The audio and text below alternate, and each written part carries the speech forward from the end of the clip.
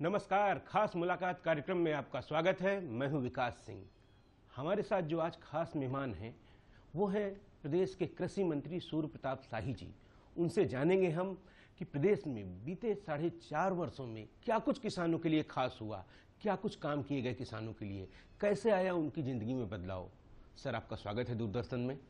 जी नमस्कार आपको। बीते 4.5 वर्षों में क्या कुछ सरकार की तरफ से किया गया जो आप करना चाह रहे थे, कर दिए, जिंदगी में परिवर्तन हो गया उनकी? देखिए, 2017 विधानसभा के चुनाव के समय भारतीय जनता पार्टी ने अपना एक लोक कल्याण संकल्प पत्र घोषित किया था और उस संकल्प पत्र में किसानों को विशेष रूप से फोकस किया था। योगी आदित्यनाथ जी की सरकार आने के बाद उत्तर प्रदेश के भीतर किसानों के लिए एक नए युग की शुरुआत हुई और उसके भीतर जो सबसे पहले हमारी सरकार का फैसला किसानों के पक्ष में रहा, जो कैबिनेट सबसे पहले बैठी, उस कैबिनेट के फैसले में ये सबसे पहले इस बात का फैसला हुआ कि 86 लाख किसानों के 36,000 करोड़ रुपए की हम कर्जे की माफ़ी करेंगे। जिन किसान भाइयों ने केसीसी के माध्यम से बैंकों से कर्जे लिए थे लेकिन 2016 मार्च तक उनके ऊपर बकाया था, उन बकायों को माफ़ करने का 1 लाख रुपए तक की सीमा तक माफ़ करने का फैसला योगी आदित्यनाथ जी की सरकार ने लिया और हम लोगों ने 2 साल के भीतर उस निर्णय को बहुत अच्छे तरीके से हम लोगों ने अंजाम दिया। राज्य के भीतर खाद्यान्न उत्पादन हमारे किसान भाई मेहनत के साथ करें, इसके लिए जरूरी था कि उनके द्वारा उत्पादित खाद्यान्न की खरीदारी भी ठीक से किया जाए। दूसरा फैसला राज्य सरकार ने योगी जी की अध्यक्षता में जो कैबिनेट की बैठक हुई उसमें इस बात का निर्णय किया कि हम 50 लाख मैट्रिक टन गेहूं की खरीदारी करेंगे और राज्य ने उस साल रिकॉर्ड गेहूं की खरीदारी 37 लाख मैट्रिक टन तक करी। जितना हमारे पास गेहूं हमारे क्रय केंद्रों पर आया, हम लोगों ने लगभग 5,000 स्थानों पर क्रय केंद्र चलाए और उसके माध्यम से लगातार हर साल खरीदारी को हम बढ़ाते गए और पिछले गेहूं के सीजन में हम लोगों ने 56 लाख मैट्रिक टन तक गेहूं की खरीदारी की है और उसके पहले धान के सीजन में हम लोगों ने 63 लाख मैट्रिक टन से ज़्यादा की धान की खरीदारी की। तो इस तरीके से किसानों को सहूलियत मिल सके और उनके द्वारा उत्पादित खाद्यान्न का अच्छी कीमतें मिल सकें, यह योगी आदित्यनाथ जी की सरकार का फोकस रहा है व्यवस्था। सर, बिल्कुल ये बात तारीफ के काबिल है। हमने देखा जब कोरोना महामारी के दौरान आपके सरकार के द्वारा किसानों को फसल काटने को लेकर, बुआई को लेकर विशेष छूट दी गई थी, वो एक कारण था कि उत्पादन बढ़ा।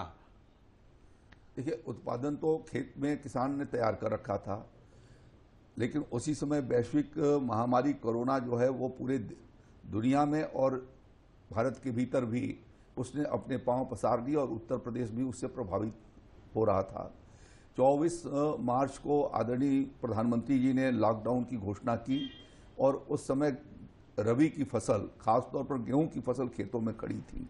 एक ये समस्या और चुनौती थी किसान भाइयों के सामने कि उनकी कटाई मड़ाई का काम कैसे होगा और योगी आदित्यनाथ जी की सरकार ने, गृह मंत्रालय भारत सरकार ने भी उसके भीतर रिलैक्सेशन दिए और हमारे मुख्यमंत्री जी ने वनडे से इस बात के लिए कहना शुरू किया कि कृषि क्षेत्र के भीतर लॉकडाउन का प्रभाव नहीं होगा, किसान भाइयों को अपने खेत पर जाकर के कटाई मड़ाई के लिए छूट होगी। साथ साथ में जो उसके लिए जो कृषि यंत्रों का इस्तेमाल होता है, कंबाइन है, हार्वेस्टर है, इन सब चीज़ों का, उसके लिए भी उनको छूट दे करके और जो ड्राइव पंजाब और हरियाणा में जिन कंबाइन और हार्वेस्टर के लिए मिलते थे उनको ये कहा कि आप उनको आने की इजाज़त उत्तर प्रदेश के भीतर होगी। जिला मजिस्ट्रेट से जो कंबाइन मालिक या हार्वेस्टर मालिक जो प्रमाण पत्र देते थे कि किस जिले से उनको आना है, तो उसकी कोऑर्डिनेट करके उस राज्य से जो है उनको लाने की व्यवस्था किया गया, जिससे सकुशल जो है हमारे राज्य के भीतर जो है वो रबी की फसल की कटाई मड़ाई भी हुई और साथ साथ में उसे खरीदारी की व्यवस्था भी हुई। उसी लॉकडाउन के दरमियान हमारे गन्ने की फसल भी जो है वो पेराई सीजन चल रहा था। मुख्यमंत्री जी ने इस बात के निर्देश दिए योगी आदित्यनाथ जी ने कि कोई भी चीनी मिल बंद नहीं की जाएगी, लॉकडाउन का प्रभाव चीनी मिलों पर नहीं पड़ेगा, वो चलती रहेंगी और हम लोगों ने चीनी मिल चलाए और चीनी मिल चलाए जाने के कारण रिकॉर्ड गन्ने का भी पेराई उस सत्र के भीतर किया। मुख्यमंत्री जी ने इस बात को सार्वजनिक रूप से घोषणा किया था कि तब तक चीनी मिलें चलेंगी जब तक किसानों का गन्ना उनके खेत में पड़ा रहेगा। लेकिन हम ये जानना चाहते हैं किसानों को लेकर एमएसपी को प्रदेश सरकार ने क्या कुछ खास किया? 2 गुना की सरकार बात कर रही है, तो उसके आपके आंकड़े क्या कहते हैं? प्रदेश में किसानों की आय 2 गुना हो गई है या किस तरफ आप जा रहे हैं? अपने लक्ष्य की प्राप्ति की से कितनी दूर है आप? 2012 से लेकर के 2017 तक समाजवादी पार्टी की सरकार उत्तर प्रदेश में थी, जो अपने को वो लोग बराबर इस बात को दावा करते हैं कि हम धरती के पुत्र हैं और किसानों के असली हितैषी हैं। लेकिन उनके कार्यकाल में धान और गेहूं दोनों को कुल मिलाकर के जो है वो खरीदारी गेहूं की 94 लाख मीट्रिक टन हुई थी पूरे 5 साल के भीतर, और धान की खरीदारी 123 लाख मीट्रिक टन हुई थी। इस प्रकार से 220 लाख मीट्रिक टन कुल धान की खरीदारी उनके रिजीम में हुई, और 30,000 करोड़ रुपए के धनराशि का एमएसपी के रूप में एमएसपी के माध्यम से जो खरीदारी हुई उसका मात्र 30,000 करोड़ रुपया उनको भुगतान किसान भाइयों को हो पाया था। लेकिन योगी आदित्यनाथ जी की सरकार में हम लोगों ने जो है खरीदारी किया है वो 432 लाख मीट्रिक टन से ज्यादा का खाद्यान्न, 218 लाख मीट्रिक टन गेहूं की और 214,56,000 मीट्रिक टन धान की खरीदारी योगी आदित्यनाथ जी की सरकार ने किया, और इसके माध्यम से 77,000 करोड़ रुपए किसानों को दिए। कहां पर 37 लाख करोड़ रुपया था, कहां पर 30,000 करोड़ रुपये 5 साल का था, और योगी आदित्यनाथ जी की सरकार में 4 साल के भीतर ही 77,000 करोड़ रुपए का खाद्यान्न खरीदा गया। तो स्वाभाविक रूप से उस समय से दूना आप देखेंगे कि ये दूना धनराशि हो गई है। तो इस तरीके से हम लोगों ने प्रदेश के किसान भाइयों को राहत दिया। उस समय खाद्यान्न योजना के खरीदारी के माध्यम से कुल 37 लाख किसानों की खरीदारी पूरे प्रदेश में 5 साल के भीतर हुई खरीदारी हुई, और योगी आदित्यनाथ जी की सरकार ने 4 साल में 77 लाख से ज्यादा किसानों की खरीदारी किया है। यानी उसके भीतर 40 लाख किसान और ज्यादा हम फायदा के भीतर पहुंचा सके। हम लोगों ने पूरे प्रयास किए हैं कि राज्य के भीतर इस तरीके की व्यवस्था बनाई जाए जिससे कि किसान भाइयों को किसी तरीके की कठिनाई न हो। इस साल भी फूल प्रूफ एक पूरी जो है वो प्रोक्योरमेंट पॉलिसी तैयार करके योगी आदित्यनाथ जी की सरकार ने पिछले 4 साल से खरीदारी की शुरुआत कराई है, और इस साल भी ऑनलाइन उनके रजिस्ट्रेशन हो रहे हैं जिन किसान भाइयों को धान बेचने हैं एमएसपी के आधार पर, और बड़े पैमाने पर उनके खरीदारी की व्यवस्था की जा रही है। बिल्कुल, हम सिलसिलेवार चलते हैं कि आपका ये कहना है, प्रधानमंत्री जी भी कहते हैं कम लागत में अधिक उत्पादन, उसके लिए किस तरीके से आपने वैज्ञानिक दृष्टिकोण अपनाया, किस तरीके से किसानों को समझाने का प्रयास किया कि अगर वो इस तरीके से अपनी कृषि उपज को करेंगे तो उनको अधिक लाभ मिलेगा? देखिए, हम लोगों ने यह प्रयास किया लगातार। 2018 में आपको ध्यान में होगा कि एक बहुत बड़ा कृषि कुंभ के रूप में हम लोगों ने लखनऊ के भीतर 3 दिवसीय मेले गन्ना अनुसंधान केंद्र के भीतर लगाए थे, और वह ऐतिहासिक अपने में वो ऐतिहासिक मेला था। उत्तर प्रदेश में अब तक उस प्रकार का कोई भी किसानों को तकनीकी जानकारी हो सके, उनको वैज्ञानिक तरीके से खेती करने का गुण उनके भीतर पैदा किया जा सके, या उनको विभिन्न कृषि यंत्रों से अवगत कराया जाए, खेती का इस्तेमाल कर सकें, या विविधीकरण के माध्यम से किस प्रकार से वो अन्य फसलों के साथ मिश्रित खेती कर सकते हैं, इस दृष्टि से जो प्रयास किया जाए, उसके लिए एक व्यापक हम लोगों ने इस तरीके का एक कृषि कुंभ के रूप में यहाँ पर कार्यक्रम चलाए। साथ साथ में हमने हर साल जो है वो रबी और खरीफ की गोष्ठियां करा करके, और साथ में जो है जिला स्तर पर मेले लगवा करके या ब्लॉक स्तरीय प्रदर्शनी लगवा करके किसानों को जागरूक और सचेत करने का काम किया है, जिसके माध्यम से किसानों को सरकार के द्वारा दिए जा रहे जितनी भी योजनाएं हैं उनका लाभ उनको कैसे मिले उसकी जानकारी देने के साथ साथ कैसे जो है विविध प्रकार से हम खेती करें, हम जैविक खेती को, प्राकृतिक खेती को कैसे आगे की ओर बढ़ाएं, साथ साथ में जो है वो 1 ड्रॉप मोर क्रॉप के माध्यम से जो है स्प्रिंकलर और ड्रिप इरिगेशन के माध्यम से कैसे दलहन और तिलहन और फलों और सब्जियों की खेती को हम आगे की ओर बढ़ाएं। इन सब चीजों की जानकारी उन मेलों के माध्यम से हम लोगों ने उनको दिया है। साथ साथ में समय समय पर हमने किसानों का वैज्ञानिकों के साथ, कृषि वैज्ञानिकों के साथ संवाद कराए। हम कुछ सक्सेस स्टोरी देखते हैं, कुछ जगह से आती हैं, हम बाराबंकी से देखते हैं, अन्य जगहों से देखते हैं केले की खेती, लोगों की आय में वृद्धि हुई है किसानों की। कुछ एक लोगों ने खास यहाँ पर अलग अलग तरीके की किस्म की प्रजातियां तैयार की हैं। ऐसे में किसानों को और ज्यादा कैसे समझाया जा सकता है कि वो पारंपरिक खेती से हटकर ज्यादा मुनाफा उठा सकते हैं, और उसमें सरकार किस तरीके से विपणन में उनकी मदद कर रही है? देखिए, लगातार इस बात के, जो मैंने बताया ना कि गोष्ठियों के माध्यम से हम लोगों ने द मिलियन फार्मर्स स्कूल के नाम से 10 लाख किसानों का प्रतिवर्ष प्रशिक्षण का कार्यक्रम उनके गांव के भीतर ही किसान पाठशालाएं के माध्यम से कराने का व्यवस्था किया। और उसके माध्यम से इन सारे चीज़ों पर कि सिर्फ जो है वो गेहूं और धान और गन्ने की खेती न करके उनके साथ मिश्रित खेती कैसे कर सकते हैं, या फसलों को बदलने का फसली चक्र का कैसे प्रयोग कर सकते हैं, तो यह सब जानकारियां उनको उपलब्ध कराई गई हैं। आज उत्तर प्रदेश के भीतर लगभग 1 लाख हेक्टेयर में आज की खेती हो रही है। इसी तरीके से जो है वो आलू की खेती 12-13 लाख हेक्टेयर के भीतर कुछ एक जनपदों में ड्रैगन फ्रूट हमने देखा, उसकी हमने सक्सेस स्टोरी भी कई बार दिखाई। अब बांदा में ड्रैगन फ्रूट तैयार किया जा रहा है। इसी तरीके से जो है वो विविध प्रकार की फसलों का हम लोगों ने, स्ट्रॉबेरी आपके इस लखनऊ में, बाराबंकी के भीतर, झांसी के भीतर कई स्थानों पर जो हिमाचल प्रदेश की फसल रही है या उत्तराखंड की रही है, हमारे राज्य के भीतर उस पर काम शुरू किया गया है। गाजीपुर जनपद के भीतर भी हमारे किसान भाई कर रहे हैं। तो इस तरीका बाराबंकी के भीतर का, तो यह एक प्रक्रिया शुरू की गई है जिससे कि किसान जो है उसका विविधीकरण करे। नमामि गंगे कार्यक्रम के अंतर्गत और परंपरागत प्रधानमंत्री परंपरागत कृषि योजना के भीतर प्राकृतिक खेती, जिसको जैविक खेती कहते हैं, उसके लिए भी जो है वो हम लोगों ने प्रयास शुरू किए हुए हैं। और राज्य के भीतर जो है वो बड़े पैमाने पर उसका काम भी लगभग 60-65 हजार एकड़ के भीतर हमारे किसान भाइयों ने उस काम को भी शुरू किया हुआ है। अब हमारे वैज्ञानिक भाइयों ने, मित्रों ने इस बात का प्रयास किया है कि कैसे जो है उसको जिन तत्वों की कमी है उन तत्वों को फोर्टिफाइड करके कैसे दिया जाए। अब जैसे जिंक फोर्टिफाइड जो है वो धान की फसल की को पैदा किया जा रहा है, इसी तरीके से अन्य चीजों में भी विभिन्न न्यूट्रिएंट्स को मिला करके वो कोशिश कर रहे हैं। और जो बीज हम जैसे जैसे हमें प्राप्त होता जाता है वैसे वैसे हम किसानों के बीच में डालते हैं।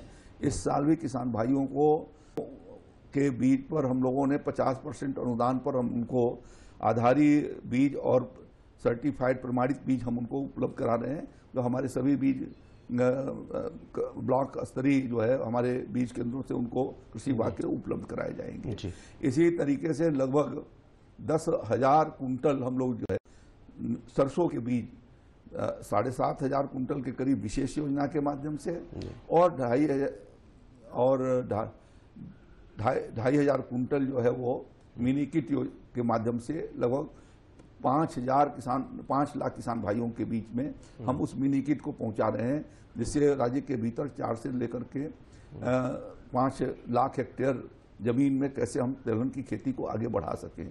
तो यह लगातार जैसे जैसे परिस्थितियां बन रही हैं, हम लोगों ने प्रयास ये किया है कि हर फसल के ऊपर फोकस करें। और मुझे प्रसन्नता है इस बात को कहने में कि जहां राज्य के भीतर 10 लाख मीट्रिक टन के करीब 8-9 लाख मीट्रिक टन सरसों उत्पादन पूर्ववर्ती सरकार के जमाने में होता था राज्य के भीतर, आज वो बढ़कर के 15 लाख मीट्रिक टन के करीब पहुंचा है। फिर से सर्दी का समय आ रहा है, हम कई बार देखते हैं कि पराली की समस्या, लोग खेतों में खड़े ठूठ को जला देते हैं। हालांकि प्रदेश सरकार ने इस बार किसानों को थोड़ी सी राहत दी, जिन लोगों पर मुकदमे थे उनको वापस लेने का आप लोगों ने फैसला लिया है।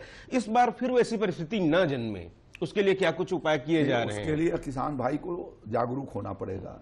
ये पराली जो है इतना ज्यादा कार्बन डाइऑक्साइड देती है जिससे विभिन्न प्रकार के जो है वो दमे से लेकर के और जो लंग्स से लेकर के और कैंसर तक के अनेक रोगों को जन्म दे रहा है।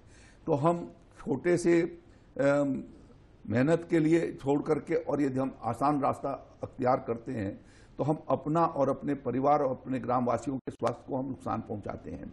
राज्य सरकार ने ये प्रयास करके 80% अनुदान पर हम उनको कृषि यंत्र उपलब्ध कराए हैं, जिसके माध्यम से फसल अवशेष को वो खेतों में मिला करके और खेती कैसे कर सकते हैं।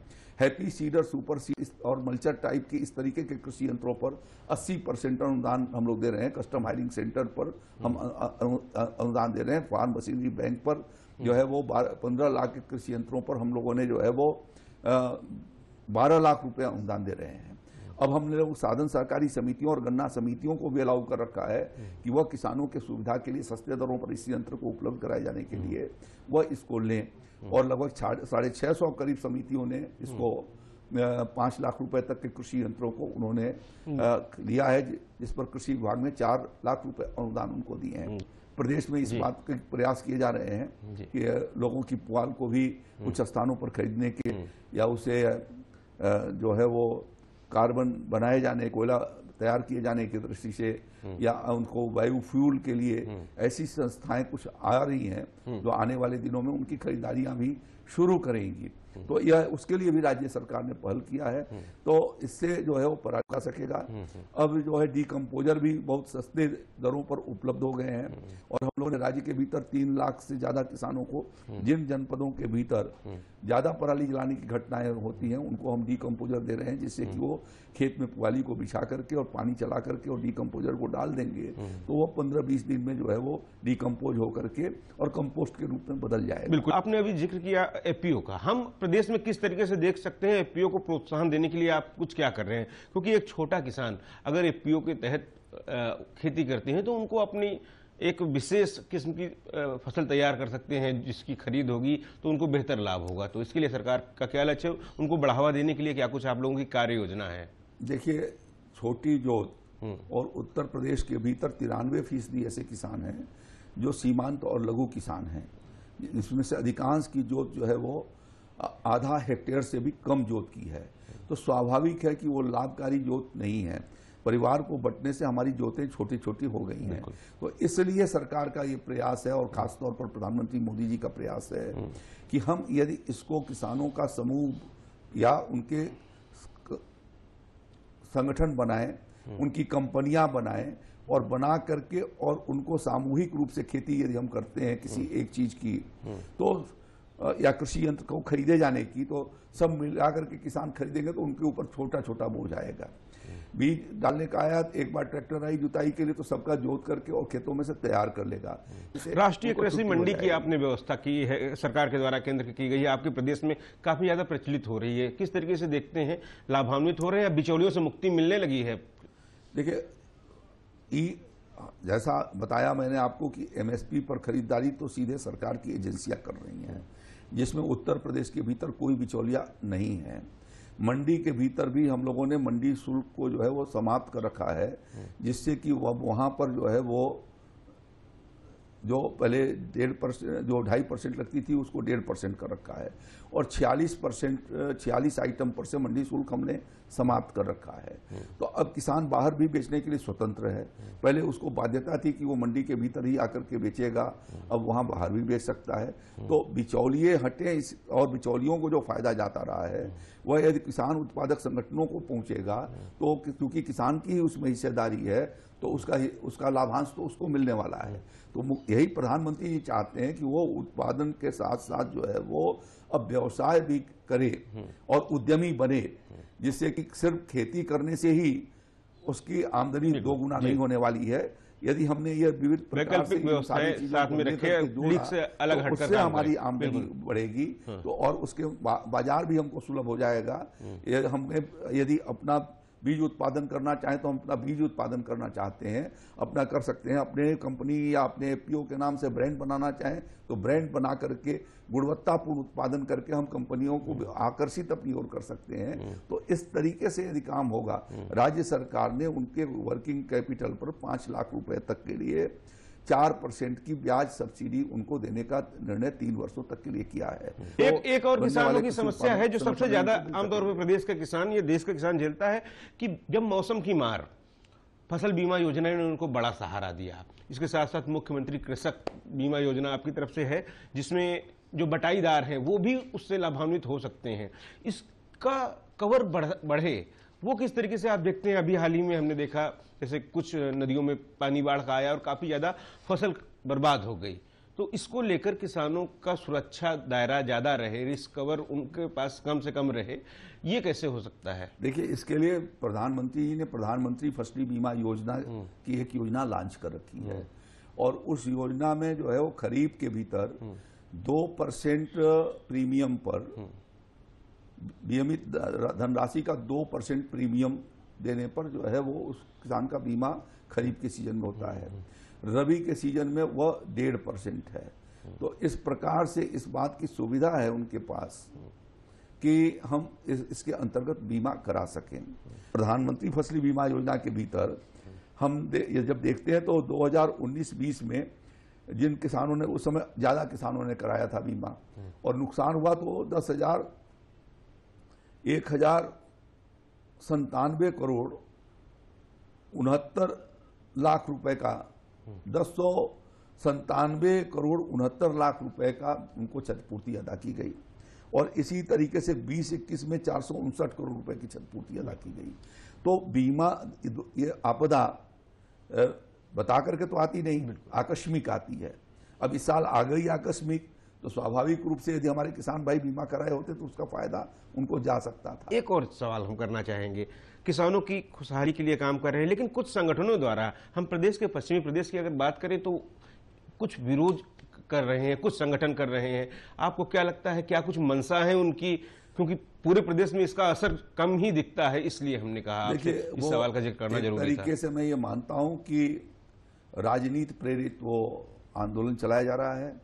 उत्तर प्रदेश के विधानसभा के चुनाव समीप हैं और इसको ध्यान में रखते हुए फ्रंट पर तो कुछ अन्य लोग हैं जो कुछ किसान संगठन के नाम से चला रहे हैं, लेकिन बैक पोर्शन में जब आप देखेंगे तो उसको कुछ लोग इस तरीके का सपोर्ट कर रहे हैं। लेकिन मोदी जी की सरकार ने और योगी जी की सरकार ने किसानों के हित में इतना बड़ा काम किया है कि उसके साथ जन समर्थन नहीं है और इस वजह से मेरा ये मानना है कि जो नीतियां और योजनाओं का लाभ जो किसान भाइयों तक पहुंचा है, जितना बेहतर तरीके से भारतीय जनता पार्टी की केंद्र की आदरणीय प्रधानमंत्री मोदी जी की सरकार ने और उत्तर प्रदेश की योगी आदित्यनाथ जी की सरकार ने जितना बेहतर तरीके से पहुंचाने का काम किया है, वह उत्तर प्रदेश में कृषि क्षेत्र के भीतर एक नए युग की शुरुआत किया है। यह वही उत्तर प्रदेश है जिस प्रदेश के भीतर 4-4 साल 5-5 साल तक गन्ना मूल्य का बकाया रहता था। एक सरकार चली जाती थी, दूसरे के कंधों पर छोड़ करके चली जाती थी। हमारी भी सरकार को जब बनी तो उस समय की सरकार ने 12-13 हजार करोड़ रुपए छोड़ करके गए थे, लेकिन योगी आदित्यनाथ जी की सरकार ने उन 4-5 सालों के बकाये को क्लियर कराया और अद्यतन यानी जो पेराई सत्र गुजरा है, उस पेराई सत्र का लगभग 97-98% गन्ने के मूल्य का भुगतान अब तक कराया जा चुका है और पूरे प्रदेश के भीतर एक रिकॉर्ड जो गन्ने का मूल्य हर साल 15-16 हजार करोड़ रुपया बैठता था, 16-17 हजार करोड़ रुपए के करीब, अब 22-23 हजार करोड़ रुपया गन्ना उत्तर प्रदेश में पैदा होता है और योगी आदित्यनाथ जी की सरकार ने 1,45,000 करोड़ रुपए का भुगतान अब तक 4 सालों में गन्ना मूल्य के रूप में किसान भाइयों को करा चुकी है। बिल्कुल सर। जबकि 5 साल में समाजवादी पार्टी के अखिलेश यादव जी की सरकार ने मात्र 95,000 करोड़ रुपए का भुगतान कराया था। उनसे 50,000 करोड़ रुपए गन्ना मूल्य के रूप में योगी आदित्यनाथ जी की सरकार ने ज्यादा भुगतान कराया किसान भाइयों को। उन कानूनों की कितनी आवश्यकता है किसान के लिए? एक लंबे समय बाद कृषि कानूनों में संशोधन करके लाए ये कानून। देखिए, यह आवश्यकता इसलिए थी कि वह जो पुरानी व्यवस्था यदि थी तो पुराने यूपीए के शासनकाल में लगभग 2.5 लाख से ज्यादा 2,66,000 किसानों ने विभिन्न राज्यों के भीतर आत्महत्या किया था। आर्थिक दबाव की वजह से किया था। उसका 2-3 कारण थे कि किसानों के द्वारा पैदा किए गए सामान की खरीदारी का न किया जाना, उनका सही कीमतों को नहीं मिलना और उसके कारण उनके ऊपर जो बैंकों के कर्जे थे उनका वो भुगतान समय से नहीं कर पा रहे थे और उस आर्थिक दबाव के कारण उन्होंने उस समय आत्महत्या की। मोदी जी की सरकार बनने के बाद जब से इनकी व्यवस्थाएं ठीक हुई, जब से एमएसपी को बढ़ा करके उन्होंने, मोदी जी को यह श्रेय जाता है कि उन्होंने एमएसपी को लागत से 1.5 गुना किया। मोदी जी को यह श्रेय जाता है कि देश के भीतर बड़े पैमाने पर खरीदारी के लिए लगभग 95,000 करोड़ रुपए का खाद्यान्न खरीदने का वार्षिक व्यवस्था उन्होंने कराई, जिससे बहुत बड़े पैमाने पर रिकॉर्ड जो है वो एमएसपी के आधार पर खरीदारी शुरू हुई। 4.5 साल बीत गए हैं। अब आज आप क्या समझते हैं, अब आपके लिए लक्ष्य और चुनौती क्या है? आने वाले समय के लिए कुछ कार्य योजनाएं हैं, अंत में चाहेंगे कि आप वो हम बताएं। देखिए, अभी तो हम लोग ये इस बात का लक्ष्य बना रखे हैं कि हम प्रदेश के भीतर 140 लाख हेक्टेयर में हम रबी के उत्पादन को कराएंगे और बड़े पैमाने पर हम प्रदेश के भीतर तिलहन की खेती का उत्पादन कराएंगे।